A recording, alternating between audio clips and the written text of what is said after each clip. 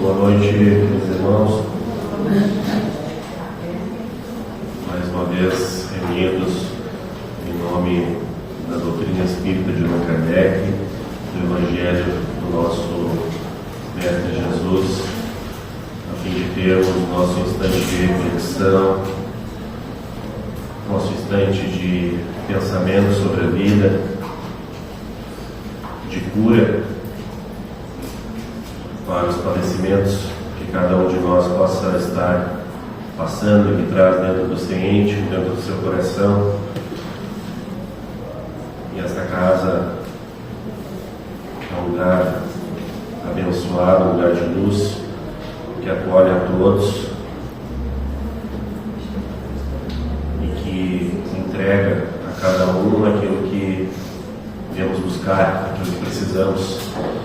Não tenho dúvidas de que todos aqui são assistidos e recebem exatamente aquilo que lhe é devido pelo seu próprio merecimento.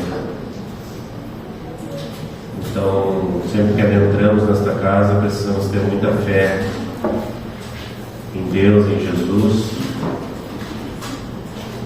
Precisamos ter confiança na equipe de espíritos superiores que dirigem aqui os trabalhos,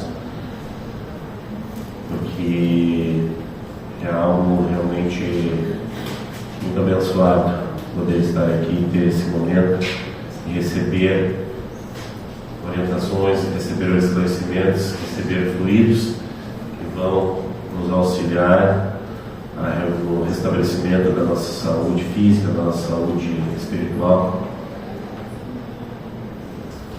Mamon, como sabemos, na tradição judaica, era o deus da riqueza, o deus das coisas materiais. Então Cristo já fazia essa advertência de que não poderíamos buscar a Deus e querer servir a Deus se ao mesmo tempo estamos servindo a Mamon, se ao mesmo tempo estamos servindo a matéria, as coisas da matéria, porque ou você tem um Deus ou você tem outro, e você pode, de forma talvez ilusória, até mesmo hipócrita, dizer: não, mas eu sirvo aos dois. Não, ou você serve a um ou você serve a outro.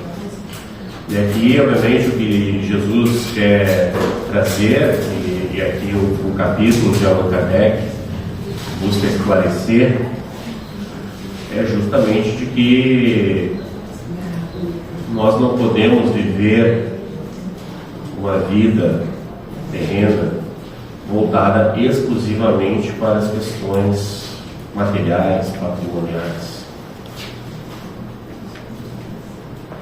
Porque, lembrando da advertência, do ensinamento de Jesus, nós precisamos buscar primeiro o reino de Deus e sua justiça, e todas as demais coisas do céu nos será dado por acréscimo, nos será acrescentado. Então, o que Jesus quer dizer com isso é que, então, primeiro eu tenho que buscar como prioridade na minha vida as coisas do Espírito, e as questões materiais, como o próprio Jesus nos ensina, Deus sabe que nós precisamos também prover questões materiais da nossa existência terrena. Deus sabe de tudo isso, mas isso tudo vai vir por acréscimo, isso nos será dado. Não precisamos nos preocupar tanto assim, mas o fato é que nós temos atualmente uma vida totalmente, parece, voltada para isso. Então, o sucesso de uma pessoa, de um ser humano aqui encarnado, parece que é voltado única e exclusivamente para quantos bens essa pessoa acumulou, quantos bens essa pessoa é capaz de demonstrar nas suas redes sociais. Este é o sucesso, assim como é medido pelo mundo o sucesso de um homem aqui na Terra. E quando a gente fica apenas voltado para essas questões da matéria, a gente acaba esquecendo o ensinamento lá de Jesus, o ensinamento lá do Evangelho. A gente fica vivendo essa ilusão de que sim, nós precisamos ter muitos bens para que a gente possa ser valorizado, que a gente possa ser reconhecido pelos nossos pais. Então, se a pessoa não tem um monte de coisa para ostentar, ela é perdedora. Não é assim às vezes que parece o sentimento do mundo? Como o mundo enxerga, como o mundo trata essas coisas? E a pessoa que quer buscar uma espiritualização, que quer entender melhor a complexidade da vida, buscar respostas, essa pessoa é, às vezes, alvo de deboche, é escanteada, porque o mundo não vê as coisas desse modo.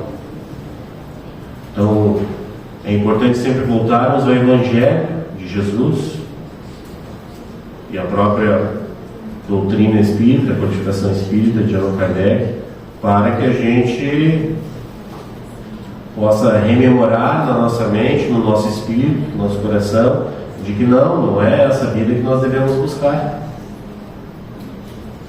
Mas aqui vem um esclarecimento importante no capítulo 16. Porque Kardec vai dizer, bom, mas a riqueza é algo ruim por si só? É algo condenável ser rico, por exemplo? E aqui eu estou falando de riqueza material mesmo. E Kardec explica que não tem nada de errado em que uma pessoa possa prosperar materialmente, economicamente, mas aí tem que ver como que essa pessoa vai, se Deus proporcionou para essa pessoa essa condição melhor, então isso é um dom, um talento. Vamos rememorar a parábola dos talentos, né? Deus entrega esse talento para esta pessoa.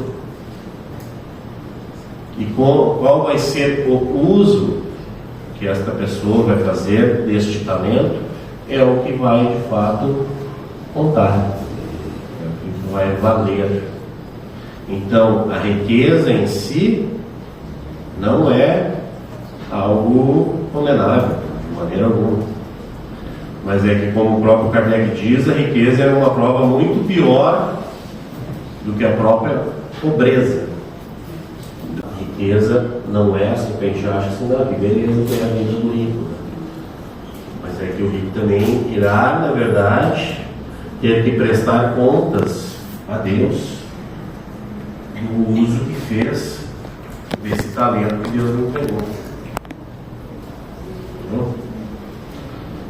Então, Kardec nos diz aqui, eu vou fazer só um pequeno registro aqui do que ele nos diz aqui no capítulo 16. Se a riqueza devesse ser um obstáculo absoluto à salvação daqueles que a possuem, assim como se poderia inferir de certas palavras de Jesus, Deus, que dispensa a riqueza, teria colocado nas mãos de alguns um instrumento de perdição sem recursos, pensamento que repugna a razão. A riqueza, sem dúvida, é uma prova muito difícil, mais perigosa que a miséria, pelos seus arrastamentos, as tentações que dá e a fascinação que exerce. É o excitante supremo do orgulho, do egoísmo e da vida sensual. A vida sensual no sentido, né, dos sentidos, do sensorial. É o laço mais poderoso que liga o homem à terra e afasta seus pensamentos do céu, né? O céu no sentido da espiritualidade, né? Então a pessoa fica extremamente ligada à matéria e esquece completamente as coisas do espírito, né? produz uma tal vertigem que se vê frequentemente aquele que passa da miséria fortuna esquecer depressa a sua primeira posição. E aqueles que o dotaram, aqueles que o ajudaram, e torna-se insensível, egoísta e vão. Então aqui Kardec está justamente alertando, né, dos problemas, das adversidades que uma pessoa encarnada que passa pela prova da riqueza, é uma prova assim, enfrenta, né, e dos perigos que isso pode acarretar, né? Então quando Kardec aqui lembra daquela passagem em que um jovem vai até Jesus e pergunta o que eu preciso fazer para entrar no reino dos céus, né? Ele diz: bom mestre, o que preciso fazer para entrar no reino dos céus, para adquirir a vida eterna? Jesus ele respondeu: por que me chamais bom? Só Deus é bom. Se quereis entrar na vida, guardai os mandamentos. Quais mandamentos? Jesus lhe disse: não matareis, não cometereis adultério, não furtareis, não direis falsos testemunhos, honrai a vossa pai e a vossa mãe, e amai a vosso próximo como a vós mesmos. E o jovem disse: não, eu já estou fazendo isso tudo aí. Isso aí eu já estou cumprindo a risca, maravilhoso. E agora? E daí Jesus responde para ele: se quereis ser perfeito, ide vendei o que tendes e dai aos pobres, e tereis um tesouro no céu, depois vinde e me segui.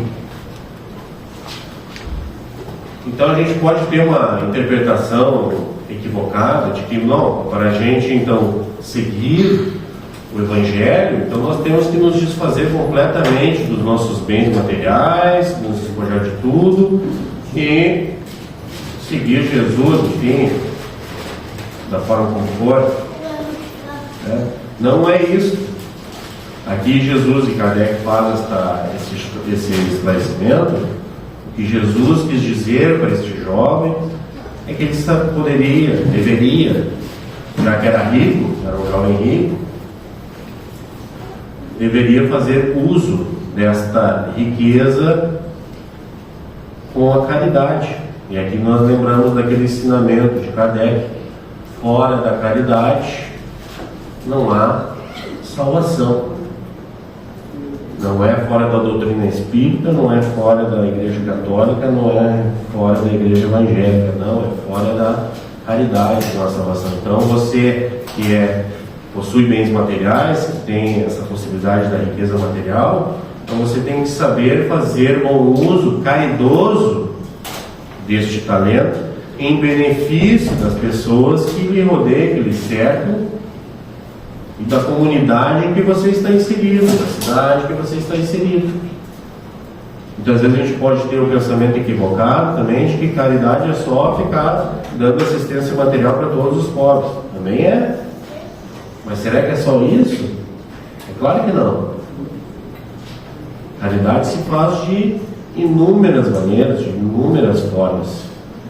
Uma pessoa que tem riqueza pode, por exemplo, auxiliar uma instituição de ensino também, uma instituição de saúde que faça atendimento público,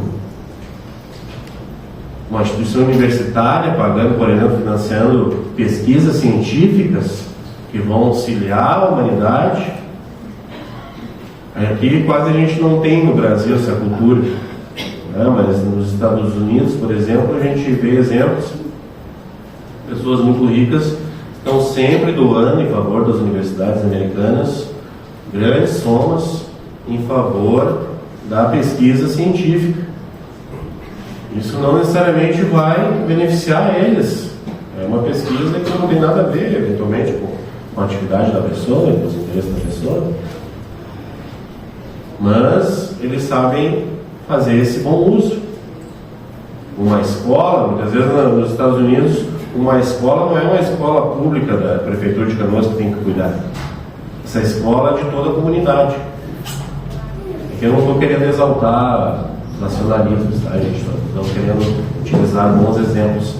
Mas uma escola pode muito bem, lá eles fazem as campanhas. Bom, hoje todo o comércio no entorno vai se juntar, vai fazer toda a arrecadação, parte da arrecadação vai ser direcionada para aquela escola.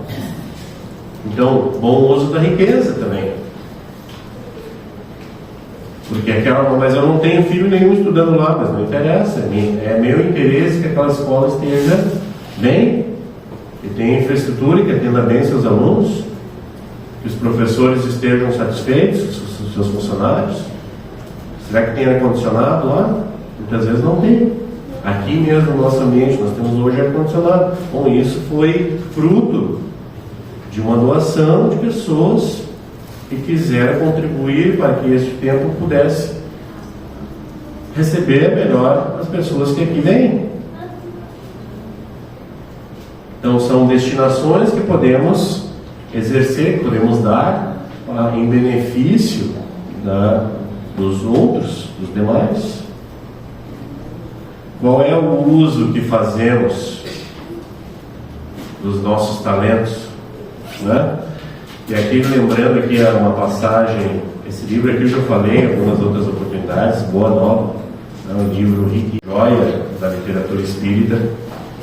Ele traz passagens do cristianismo primitivo, de Jesus com os apóstolos principalmente, né? E um pouco depois da passagem do Cristo. Tem uma passagem aqui, que é o capítulo 23, fala do servo bom, né? O servo bom é justamente sobre aquela passagem dentro do Evangelho que fala de Zaqueu, né? Zaqueu, nós espíritas, sabemos que foi uma encarnação passada, uma encarnação do nosso patrono aqui desta casa, aqui, Bezerra de Menezes, né? Ele foi então, em determinada vida, Zaqueu, né? Esteve com Jesus.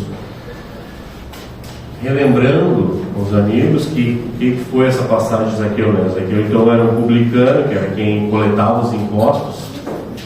Era um homem muito rico, mas um homem muito odiado, né? Pela população local, né? Não gostavam daqueles publicanos porque era quem recebia os impostos, cobrava os impostos do pessoal. E Zaqueu, sabendo que Jesus iria até a cidade dele, que era Jericó, Zaqueu então Jesus iria dar uma palestra e ele se prepara para isso, né? Como ele era de baixa estatura, ele então, diante da multidão que cercava Jesus, ele não conseguiria visualizar. O que ele faz? Ele sobe então em uma árvore para poder ver o mestre. E para ele já tocava em coisas do espírito dele. Então Jesus passa por ele, passa pela árvore e já diz: Zaqueu, né, ele nunca tinha conversado, já chama pelo nome, né? Zaqueu, desce da árvore, porque,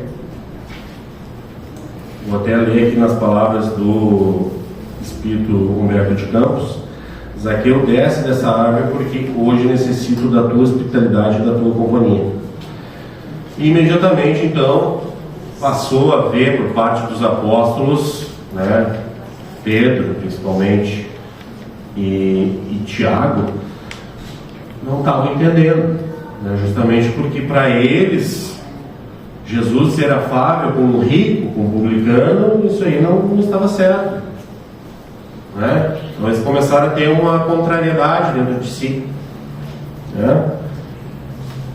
Zaqueu então recebe eles muito bem, fica muito feliz com a visita de Jesus e da sua comitiva de apóstolos ali. E aqui então o livro aqui vem os bastidores, né? Um pouco mais do próprio evangelho que a gente tem, né? Na Bíblia, no caso, né? Então vem aqui os bastidores, né? Quando Zaqueu se retira em um determinado momento, então esses apóstolos vão questionar Jesus. Mas como assim? Como que o mestre venera essas pessoas, um publicano, um homem rico, eles querendo ter aquela visão maniqueísta, ou a pessoa é pobre, né? E aí tem salvação, se é rico já não tem salvação, já não presta, né? Uma coisa bem mal, é isso aí, né? Mas a vida não está nisso, né? A gente que quer entender a complexidade da vida, a gente sabe, tá? está no meio. E Jesus, aqui o que eu quero destacar para vocês é a resposta de Jesus em relação a esse questionamento dos apóstolos.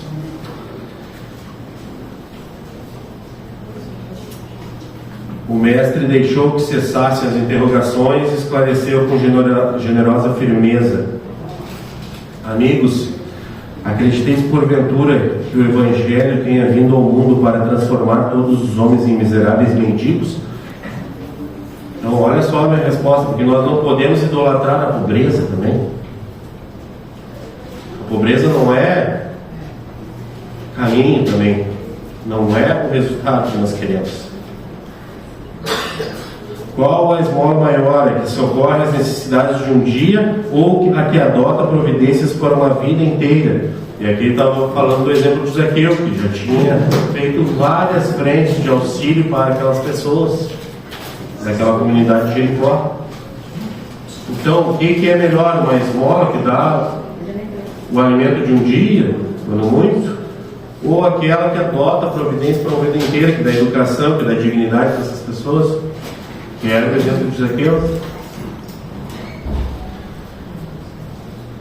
No mundo vivem os que entesouram na terra e os que entesouram no céu. Os primeiros escondem suas possibilidades no cofre da ambição e do egoísmo, e por vezes atiram uma moeda dourada ao faminto que passa, procurando livrar-se de sua presença. Os segundos ligam suas existências a vidas numerosas, fazendo de seus servos e dos auxiliares de esforços a continuação da sua própria família. Esses últimos sabem empregar o sagrado depósito de Deus e são seus mordomos fiéis à face do mundo. E na sequência Jesus vai dizer que a Zaqueu, bem-aventurado sejas tu, servo bom e fiel. Então não era o fato de Zaqueu ser rico, ter muita riqueza, que iria determinar qual seria o seu destino. Não era o uso que ele fazia daquele recurso material que Deus lhe havia confiado, porque é isso, Deus nos confia o recurso ou não, e qual o uso que faremos dele. No momento em que nós desencarnarmos e partirmos para o plano espiritual, certamente teremos que prestar contas do que fazemos com esta riqueza que Deus nos entrega, que tenhamos sabedoria para fazermos as melhores escolhas com os talentos que Deus entregou a cada um de nós, não é mesmo? Porque todos somos ricos aqui, seja rico de saúde, rico de conhecimento, rico de sabedoria, rico de tempo. Tem pessoas que não têm tempo para nada, não é? Todos temos, cada um, a sua riqueza e o seu talento, e devemos prestar contas disso da nossa vida no momento que estivermos no plano espiritual. Então, este é o recado e a mensagem que temos para hoje. Eu agradeço a atenção dos irmãos. Que Deus abençoe a todos. A paz do Senhor.